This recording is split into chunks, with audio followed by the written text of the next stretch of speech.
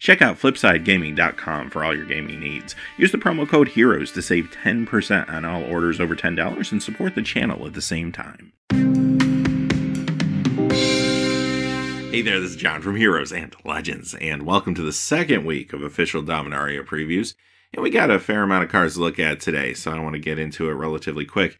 Just a real fast reminder though, if you check out the description below, you'll find a few ways to help support what we do here at the channel. You'll find our Patreon page down below. You're also going to find links to products on Amazon. If you make any purchases on Amazon, once you go through that first link, no matter what it is, we'll get a small percentage for the channel. And finally, Flipside Gaming still offering a promo code for our viewers. Hopefully you can save some cash while you support us. And again, thank you not only to everyone who looks at those links, but to all the viewers. You all make the channel what it is. And let's get into it. Benalish Marshal. This costs 3 white. It's a human knight rare. 3/3. Other creatures you control get +1/+1. This card is phenomenal. Let's talk about limited first. It is a knight. There are some knight synergies, so sometimes picking this up with other knights will be beneficial. However, you know what? It doesn't matter if you have knights or not. This ability is going to be fantastic for you. It's a sizable creature, 3/3 for 3. It is 3 on color. Maybe you don't play it if you're just splashing white, obviously, but most of the time you're going to want to play this. And if you're even halfway there with white or 40-60 white, it'll be fine for you. You'll be able to get it out and it'll be no problem. We're going to look at some other 3 on color cards today that I'm going to say that in draft I might hesitate even for a moment to think about picking first pick pack 1 just because of the devotion to the color. However, this one I am going to try my best to go in the direction of white. Standard, the C standard play. Maybe it's a white weenie deck, maybe it's a Selesnya deck, maybe it's a token deck like Epsilon Tokens.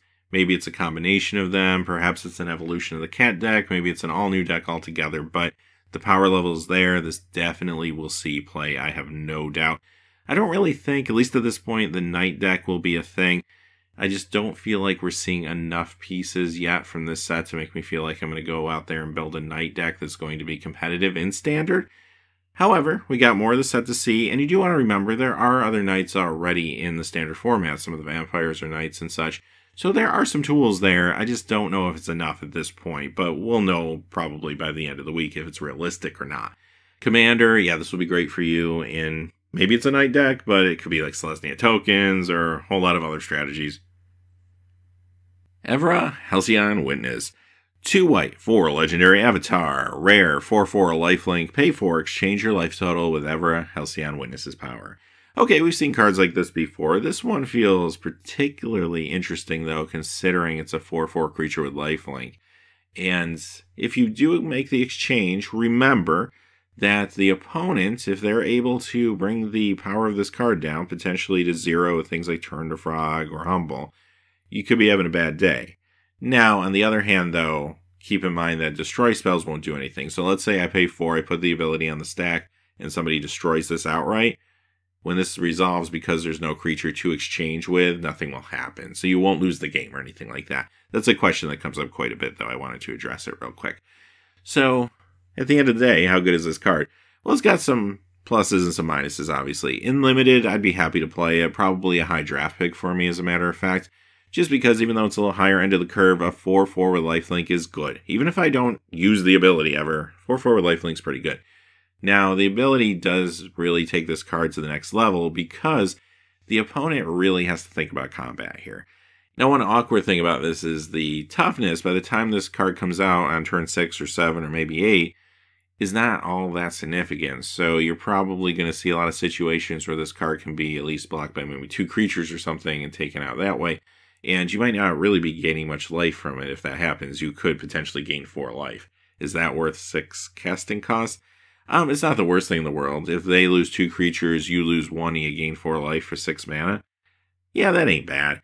But a lot of times this card could be even better. If they're in a situation where they can't kill the creature, they kind of have to chump block probably a lot of the time, unless it's later in the game and you're really low on life. But if they have to chump block, then you're gaining life, and until they find an answer for this, you begin to pull ahead on board state and start gaining huge amounts of life, quickly leading to a win.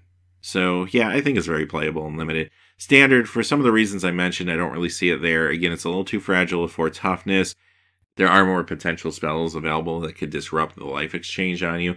Even if they gave this like -2/-2 twice or something like that, that could be really bad for you, right? I don't know if it's worth that risk. And again, that price is a little expensive for what it's doing at 6, considering many times it might just be a trade 2 for 1 and gain 4 life. That's not good enough in standard for 6.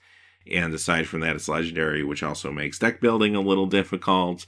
So I don't see it there. Commander, though, there's a lot of fun things you could do with this, no doubt, especially considering you have higher life totals. Arcane Flight. This costs a blue. It's an enchantment or a common. Enchant creature. Enchanted creature gets +1/+1 and has flying. Okay, so first off, this is a limited card for me. I don't really see it crossing over into standard or anything like that. Is it a good limited card? That was the question. Well, I'm usually not a big fan of enchantment auras, because I don't like to be 2 for 1s, and I know I'm notorious for saying that. But I'm going to say this. I probably play this one most of the time. It's only 1 casting cost. That goes a long way for me. And if I play it at the right time, like when my opponent's tapped out, and I put it on a creature and get even a little bit of damage across for the 1 mana, or maybe they chump block and I take out a creature, I think I got my money's worth for 1, even if the creature gets blown up next turn and I do get 2 for 1. As long as I got that damage output, I'm okay for paying 1 and doing this. And most importantly, the art is simply amazing. And that's a reason to play it right there, right? Tempest Djinn. This costs 3 blue. It's a Djinn, rare, 0/4, flying. It will get +1/+0 for each basic island you control. So Paulo did an amazing article about this card on Channel Fireball. I would suggest you check it out when you get a chance. I just liked his thought process when he looked at the card and kind of evaluated it. First thing he thought, like I did, was, okay, this card could be powerful in standard. It costs 3 blue, comes in as a 3/4, you play another island, and then all of a sudden you got a 4/4 you're attacking in with on turn 4. That is significant considering it has flying. Now, you look a little closer, and there is a drawback here. It will get +1/+0 for each basic island you control. In standard, you're playing a lot of dual lands that don't count as islands, but they still give you blue mana. That's a big drawback for this card. Makes it a lot worse. Now, he goes on to say he was starting to give up on the card, but then thought about favorable wins as a deck. And, you know, that's a fantastic thought, because that deck has been on the cusp of being great for a while. Could this be the card that pushes it over the top? Maybe. Perhaps this and 1 or 2 other cards in the set could really do it. So this is one to watch in standard for that build in particular. I don't know if it's going to be that good outside of that build, again, because of the issue of basic islands. But for that build, if it can get pushed a little bit, then this card does see standard play. Limited, a good limited card for you here, because obviously your mana is mostly going to be coming from basic lands, usually. So, basic islands, as long as you're in a strong enough blue deck where you're comfortable with the 3 blue casting cost, go for it. This card's going to be great for you. I admit I might hesitate a little bit, pick 1, pack 1, grabbing this if I know that this is going to make me either really push hard to stay in blue or perhaps give up my first pick. But there are going to be some packs where I'm still going to be okay with that idea and still take this first probably. I think it's that strong. But even if I don't, once I know blue's open and this thing pops up, I will be grabbing it very, very quickly, no doubt. So strong card there, and then Commander as well. It is a fine utility card if you're playing a lot of islands in basically any build. Alright, Dread Shade. This is a 3 black casting cost. If you haven't picked up yet, there's actually a cycle of these 3 on color cards, 1 for each of the 5 colors. This one is a Shade, rare, 3/3, pay a black, it gets +1/+1 till end of turn. Very old school, simple Shade card. I love that. Very economical, only costing 3. Granted, it is on color, but it comes in as a 3/3, and you don't have to worry about basic swamps or anything this time around. Just black mana is going to pump the thing. And I love Shades because they pump power and toughness, where those red pump creatures, they only pump power typically, and they can easily be traded for, and sometimes they don't really do that much. This, it's going to be a lot harder to get an economical trade in combat for your opponent anyway. So that's kind of awesome. I love this card, and much like the last card, I will pick this up in Limited whenever I can, I think. And I might hesitate a little bit pack 1, and maybe if there's another really good removal spell or something, maybe I decide to take that over it. But for the most part, I'm probably going to just grab this and try to force black, because I do think this card's really, really sweet. Again, in Limited, if it turns out I'm just splashing black, I'm probably going to skip this one. Much like the last card, you want to be pretty devoted to the color, so you can cast it for the 3 on color casting cost. But that doesn't have to be even a 50-50 black in another color deck. Even 40% black I think is going to be fine for you. Standard, I think this could see standard play. I think the power level's there, maybe in multiple decks over its time in standard, actually. We talked about on Friday the potential of a mono black deck. If that does happen, no doubt this will be a key part of it. And again, in Commander, it's just another really strong utility creature if you are in black. Final parting. 2 black and 3, it's a sorcery uncommon. Search your library for 2 cards, put one into your hand and the other into your graveyard, then shuffle your library. Okay, so that's the end of Liliana's brother, I guess. That didn't last too long, did it? I thought maybe that would drag on a little longer than just 2 cards, but oh well, what can you do? May he rest in peace. So anyway, final parting is a great reanimation spell, right? Like this helps you set up your reanimation. So you grab this, and it's 2 cards from your library. It doesn't have to be a creature card or anything like that. It completely leaves you open. But what you kind of want to do with this, probably at least a percentage of the time, is grab a really good creature, put it in your graveyard, grab the reanimation spell, put it in your hands, and then next turn go crazy. Or maybe even the same turn if you have enough mana. That could be super sweet. Now, is that going to work out well for you in Standard is the question. I don't know. I'm not sold that the reanimation deck is strong enough yet. We're getting more and more pieces, it seems, with every set. So if it doesn't make it into the meta this time, maybe a future meta. But I do feel like right now it would still be a little too slow and clunky. This costs 5. That's not horrible. But then if the reanimation ability itself costs a significant amount of mana, you're waiting for the next turn to reanimate, it just starts to feel a little slow. Also, too, there's already a lot of graveyard hate out there right now, thanks to the Scarab God and the God Pharaoh gift decks. Which, by the way, the Izzet version looked really good this weekend at GP Seattle. So a lot of people are going to be going into this new meta thinking about ways to protect against graveyard shenanigans. That's going to hurt some reanimation potential as well. Limited, if you have some reanimation targets and a reanimation spell, it could be really good for you. This could also just be okay as a tutor, because it is still giving you the card of your choice to your hand, if nothing else, for 5 mana, even if you don't even use the thing you put in the graveyard at all. So that could be interesting. Sometimes even 5, though, for a tutor, for like a demonic tutor, gets a little expensive, even in Sealed and Draft. So I don't know if that always makes my cut if I don't have something interesting to do with it. Now, Commander is where I think this card really, truly shines, because you can pull out your crazy big creature that you want to reanimate, then get your Animate Dead, or your Dance of the Dead, or your Unburial Rites, or whatever, Resurrection. We'll just go on and name these things all day long. There's just so many options. This is just a way to solidify that for you. It's also just another tutor again. That could be good in Commander as well. Torgar, Famine Incarnate. This costs 2 black and 6 as a legendary creature Avatar Rare 7/6. As an additional cost to cast this spell, you may sacrifice any number of creatures. This spell will cost 2 less to cast for each creature sacrificed this way, and when this enters the battlefield, up to 1 target player's life total becomes half their starting life total rounded down. Read that carefully. You can target yourself, you can target another player, and if you're below half your starting life total, you'll go up. If you're above half, you'll go down, so of course target accordingly. So does this see Standard play? I think it might see play in like Abzan Tokens, giving that deck a shot in the arm, or perhaps a Rakdos Aristocrats deck. They are giving us some tools to point us in that direction, and there are already cards out there that might work in a build like that. For example, Direfleet Hoarder. That could be kind of interesting. So I think that's a possibility. I don't know if we are going to have enough tools to get there, but maybe by the end of the week we'll have a better picture. I hope that deck can get there. I think that would be really sweet. Now, one thing to consider when you play this card, there could be moments in the game where life totals might not be impacted severely from that ability. And if you start sacrificing board presence for a 7/6 without evasion, just make sure that you're going to be able to do something good with that card. Because if your opponent has 2 3/3s across the battlefield from you, they could joint block this thing, and you could end up actually getting card disadvantage. You don't want that. Not a deal breaker, just be cognizant of that type of thing if you play the card, is all I'm saying. What about Limited? Is the card good there? I think it is, probably first pickable in a lot of packs. That enters the battlefield ability I think is very good, as well as getting a sizable creature early. Maybe sometimes could even be game winning if everything lines up right for you. So this will be good in Draft and Sealed, I have no doubt there. And Commander, some decks will like this. There are Black Sacrifice decks that would like something like this, I think. Skirk Prospector. This costs 1 red. It's a goblin. Common. 1/1 sacrifice goblin, add red. This is a reprint, originally from Onslaught. It also got reprinted in a couple of the dual decks now, but this is the first time we're seeing it in Modern.